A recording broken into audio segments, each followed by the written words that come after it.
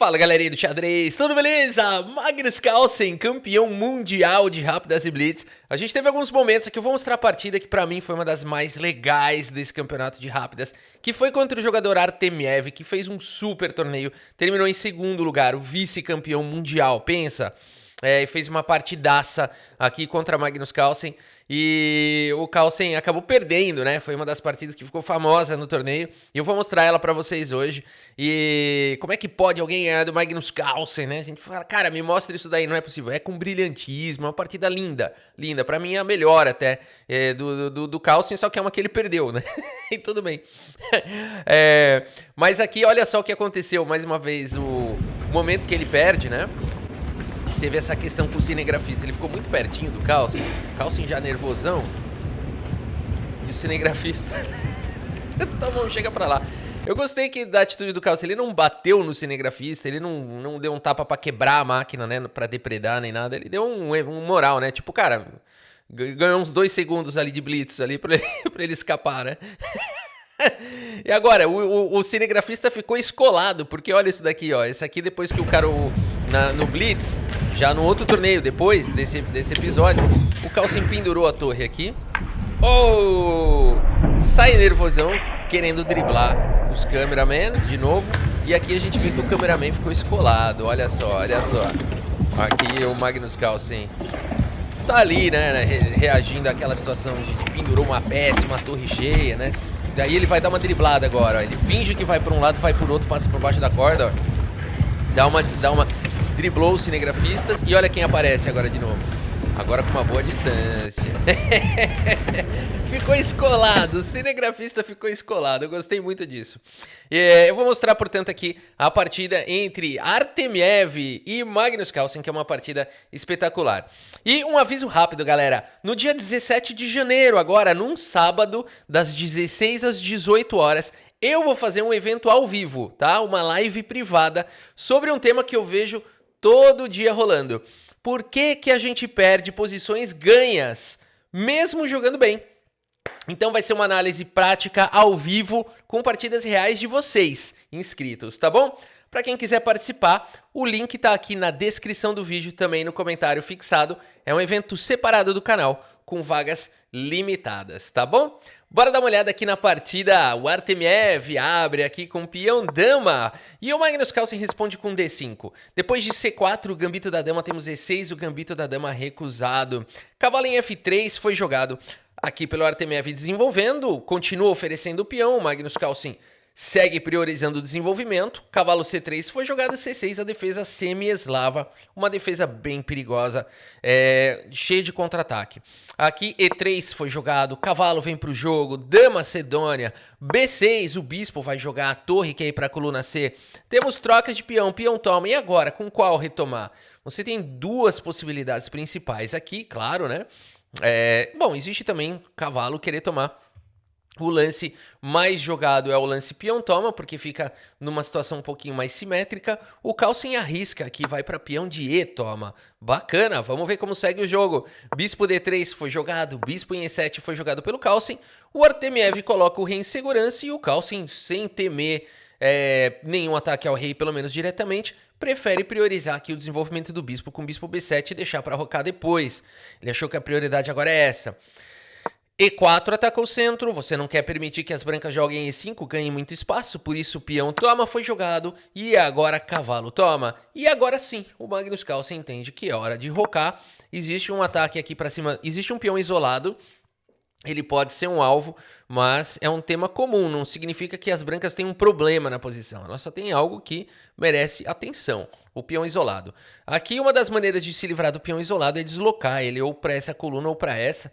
Trocar o peão também é uma outra possibilidade, você preparar um avanço e trocar o peão, mas agora o Artemiev foi para uma ideia inteligente, ele segue com o cavalo em E5 e depois das trocas esse peão não é mais um peão isolado, ele pode ser defendido por outro peão.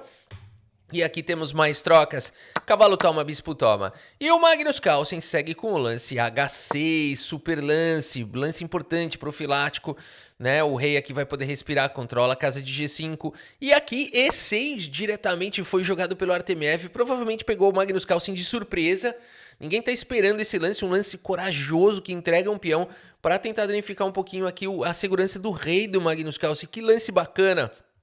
E o Carlsen, tanto que se confunde aqui, que segue com o lance dama C7. Aqui o melhor seria tomar o peão, mas aqui, qual que é o ponto todo? Existe uma sequência muito bonita que o Artemiev está preparando aqui, que provavelmente ele estudou junto com o jogador Anishigiri. Não sei se é verdade isso, algumas das pessoas disseram que essa linha foi preparada junto com o jogador Anishigiri. Vocês vão entender por quê. Porque esse peão toma, aqui bispo toma, teria, seguido de bispo por C6, que isso, cara, uma mentira absoluta. Seguido de dama G6 aqui com cheque, sacrificando tudo para conseguir o famoso perpetinho do amor aqui, e conseguir o empate com lágrimas. O Guiri tava vendo, ele estudou isso daqui, parece que ele caiu às lágrimas quando ele descobriu que tinha essa linha aqui na partida. Mas o Magnus Carlsen... O Magnus Carlsen segue com o lance dama C7, protegendo o peão de C6 aqui. Interessante a ideia do Carlsen, mas agora peão toma, foi jogado torre toma. E o Artemiev realmente quer fazer uma partida aqui maravilhosa, uma imortal. Ele tem 1 minuto aqui contra o Carlsen, galera. O Carlsen tem 7 minutos.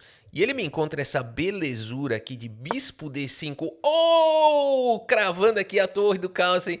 E o peão tá cravado. Que partida bacana. E o Magnus Carlsen, claro, vai lutar aqui. Segue com o lance... Opa, errei F8, não. Torre aqui em F8. E aqui temos mais um lance espetacular aqui do Artemiev. Porque aqui, galera, basta você tomar, vamos falar bem a verdade. Toma, joga um bispo E3, né? Mas o Artemiev sabe que ganhar um pouquinho de qualidade, um pouquinho de material contra o Carlsen, em geral, não é o suficiente. O Magnus Carlsen vai ter um par de bispos, vai ter uma possibilidade de contra-jogo. E o Artemiev vai para um lance melhor do que o lance bispo por torre. Artemiev segue com o lance, galera. Bispo por H6, o quê? Pra cima do Carlsen, um bispo caindo em D5, um bispo caindo em H6. A posição é maravilhosa. E aqui o Magnus Carlsen vai para esse lance bispo D6 aqui, protegendo a dama e ao mesmo tempo também protegendo aqui mais uma vez a torre. Um lance que parece muito bom, o lance bispo D6, bispo F6 também seria muito bom. Na verdade esse seria o melhor lance segundo as máquinas. O que não dá para jogar nessa posição é peão por bispo por conta de dama G6 com cheque. E aqui a torre tá cravada. Teria que jogar rei H8 e aqui bispo por torre. Ganhando material e ameaçando aqui ataques de checkmate. Dama F4 poderia atacar o bispo, defender o peão. Mesmo assim, depois de bispo B3, as brancas têm uma posição confortável aqui, né? Então, Magnus Carlsen segue agora com o lance bispo D6, vai pro contra-jogo, faz a proteção, protege a dama, ameaça tomar o bispo. Legal, esse bispo tá atacado, esse bispo tá atacado. Artemiev segue, portanto, com o bispo por torre, claro. E agora, torre recupera aqui um pouquinho de material. E esse bispo tá atacado, mas o Artemiev não recua, galera. Segue com o lance dama G6 aqui, permitindo o bispo por H2 aqui do Carlsen. Vocês viram a barrinha dar uma desanimada aqui um pouquinho, mas continua mantendo vantagem para as brancas. Máquinas preferem torre de A em D1, que é bem arriscado, ou até mesmo o bispo G5, um pouquinho mais natural, né? De qualquer maneira... O Artemiev vai para um bom lance, dama G6. Carlsen tenta o contra-jogo com o bispo H2 seguido de bispo E5. Traz uma proteção e vamos ver como segue isso daqui. Tá caindo o tempo do Artemiev, galera. 24 segundos. Torre de A em E1 foi jogado. E agora C5 rasga a atividade aqui do bispo. Artemiev rasga um F4, bispo volta para D6 e agora torre E8 assusta o caboclo. O bispo volta para defender. E agora torre em D1 foi jogado. Bispo G5 ou F5 são os lances da máquina. O lance jogado foi torre D1. E agora o Magnus Carlsen tem recurso, galera. E ele encontra torre F6. Atacando a dama e atacando o bispo. E o Artemiev nessa posição só tem um lance que não vai perder aqui a partida. Porque... ou que não vai dar chances aqui de contra-jogo para o Magnus Carlsen. O Artemiev vai para o lance absolutamente fantástico nessa posição, com a dama atacada e o bispo atacado. Segue com o lance torre de D em D8. Galera, é muito lance brilhante que tem que fazer para cima do Carlsen. Mesmo assim, se segura, a vantagem não é tão grande, né? Caraca, é impossível passar desse Big Boss, que é o Magnus Carlsen. O Carlsen segue agora, poderia jogar com o lance bispo C6, esse seria o fino da posição. É muito difícil de achar lance aqui, né? Olha, o tempo dos dois já tá ruim pra caramba. E Esse seria o melhor lance da posição, com essa continuação aqui, ó, com dama em E6, aqui, muito difícil de encontrar tudo isso, né? Dama cobre, torre toma, e depois de rei toma, dama por C6 e peão toma em H6, dama por H6 com cheque. Essa seria a melhor linha para os dois lados, que daria um pouquinho de vantagem aqui para as brancas. É discutível aqui se as brancas ganhariam esse final, eu acho que no Blitz não ganharia. Talvez empatasse, o Carlsen encontrar uma maneira de dar um perpétuo, ou tentaria algum contrajogo aqui na ala da dama. Não dá pra dizer o que aconteceria. Eu acho que o Carlsen não perderia num blitz isso daqui. Ele já ganhou partidas.